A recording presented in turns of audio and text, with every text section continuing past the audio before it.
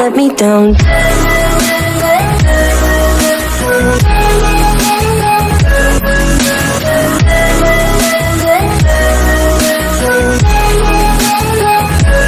Let me down.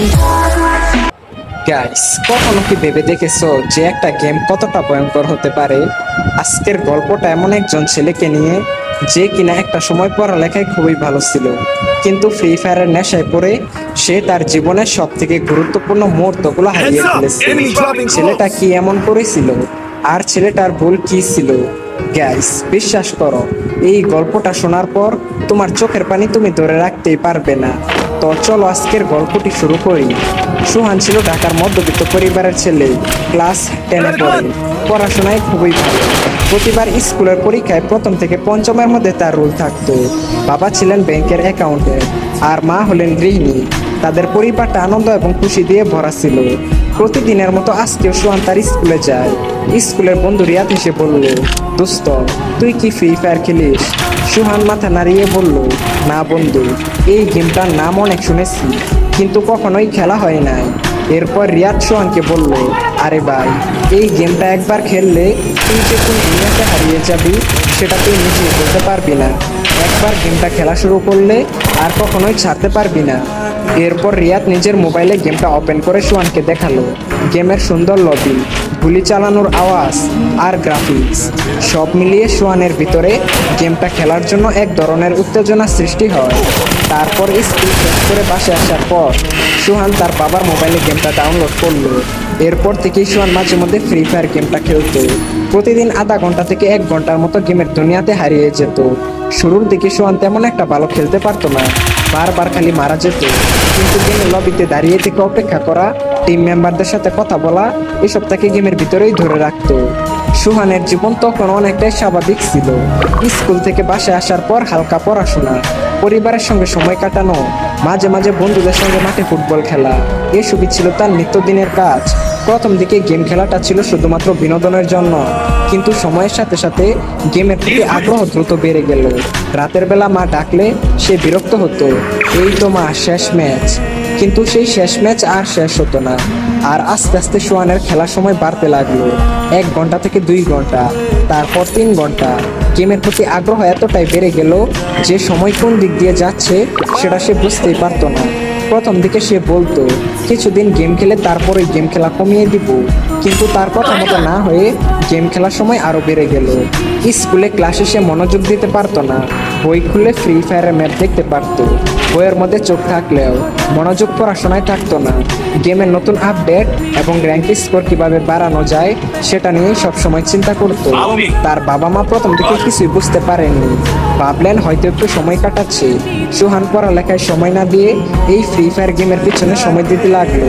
তার স্বপ্ন হয়ে উঠলো সে একদিন ফ্রি ফায়ার গেমটার মাধ্যমে অনেক বড় ইউটিউবার হবে এবং তার কাছে ভিউজও থাকবে, আর সবাই তাকে গেমের মধ্যে অনেক সম্মানও করবে। স্কুলের সময় হলে সে স্কুলে না গিয়ে বিভিন্ন জায়গায় বসে ফ্রি ফায়ার খেলতো।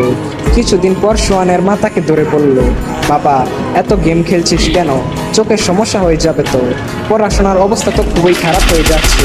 সোহান জবাব দিল, মা, আমি সব কিছু সামলাতে পারবো, কোনো সমস্যা নেই। কিন্তু সোহানের মা কিছুই বুঝতে পারলো তার ছেলে এখন অনেকটাই বদলে গেছে। আগে যেমন তার ছেলের মুখে সবসময় হাসি খুশি থাকতো, কিন্তু এখন তার ছেলে পুরোপুরি চুপচাপ, কখনো রাগ করতো, কখনো মনমরা হয়ে বসে থাকতো। এদিকে সোহান নিজের রুমে গিয়ে দিনের পর দিন এই গেমটার পিছনে সময় দিতে লাগলো। গেমের প্রতি আসক্তি এতটাই বেড়ে গেল যে প্রতিদিন 15 থেকে 18 ঘন্টার মতো র্যাঙ্ক পুশ করতো। আর সেই কারণে আস্তে আস্তে সোহানের শারীরিক এবং মানসিক অবস্থার পরিবর্তন ঘটতে লাগলো। সারা রাত র্যাঙ্ক পুশ করার কারণে সকালের দিকে সোহানের চোখগুলো লাল হয়ে যেত।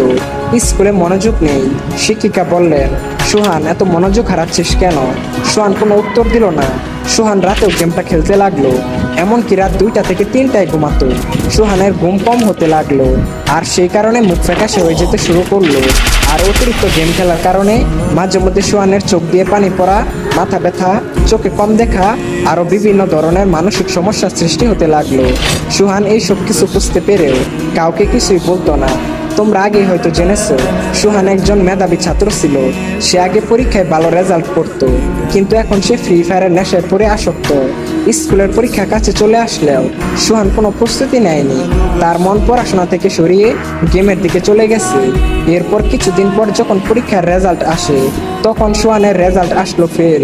শিক্ষক ডাকলেন তার মা বাবাকে আর বললেন, আপনার ছেলে এখন আর পড়াশোনায় মনোযোগ দিচ্ছে না, সারাক্ষণ ক্লান্ত, মনোযোগহীন। আপনার ছেলের দিকে একটু খেয়াল রাখুন। সোহানের বাবা তার ছেলের এইরকম রেজাল্ট দেখে অনেকটাই হতাশ হয়ে যায়।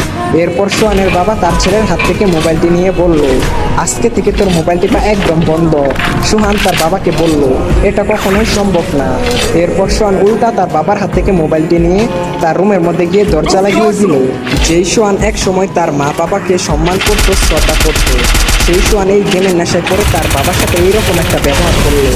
সোহানের বাবা তার ছেলের এইরকম আচরণ দেখে কিছুই বলল না, কারণ সোহানের বাবা তার ছেলেকে অনেক বেশি ভালোবাসতো।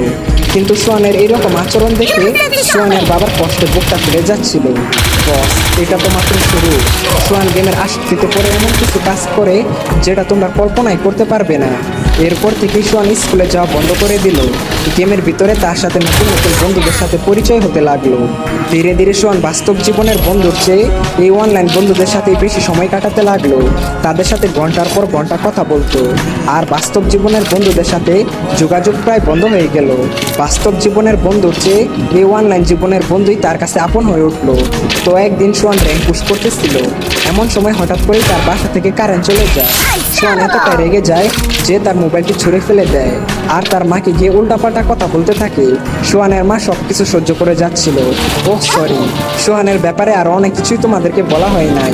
সোহানের ভাত খাওয়ার সময় হলে সে চামচ দিয়ে ভাত খেত, এমনকি বাথরুমে গেলেও মোবাইল হাতে করে নিয়ে যেত। বাইরে ভাই, বুঝতে পারছো গেমের প্রতি কতটা আসক্ত হয়ে গেলে মানুষ এই সব কাজ করতে পারে। তখনও সোহান ডায়মন্ড কেনার বিষয়ে তেমন কিছু জানতো না, কিন্তু একদিন গেম খেলার সময় সোহানের পরিচয় হলো একজন রহস্যময় ছেলের সাথে, যার নাম ছিল হান্টার এক্স। তার কাছে ছিল সিজন 1 এবং হিপ হপ বান্ডিল। সেই গেমের মতো খুবই ধনী এবং জনপ্রিয় প্লেয়ার ছিল। তো সোহান হান্টার এক্সকে জিজ্ঞেস করলো, ভাই, আপনার কাছে এত পুরাতন বান্ডিল কিভাবে আসলো? তখন হান্টার এক্স বলল, এইসব ডায়মন্ড দিয়ে কিনেছি। সোহান বলল, ডায়মন্ড কি ভাই? এরপর হান্টার এক্স বলল, গেমের মধ্যে টাকা খরচ করে ডায়মন্ড কিনতে হয়, তারপর ডায়মন্ড দিয়ে এইসব বান্ডিল পাওয়া যায়। সোহান বলল, ও আচ্ছা এই ব্যাপার। তাহলে গাইস, সোহান এখন কি করবে? সে কি তার বাবা মায়ের কাছ থেকে টাকা চুরি করে ডায়মন্ড কিনবে? আর হান্টার এক্স আসলে কে? সামনে কি হতে চলেছে? এই সমস্ত কিছু জানতে হলে চ্যানেলটা লাইক এবং সাবস্ক্রাইব করে পার্ট 2 লিখে কমেন্ট করো। আর হ্যাঁ গাইস, এই গল্পটা তোমাদের কেমন লাগলো সেটা অবশ্যই কমেন্ট করে জানিও। দেখা হচ্ছে অন্য কোনো ভিডিওতে। টেক কেয়ার, বাই বাই, আল্লাহ হাফেজ।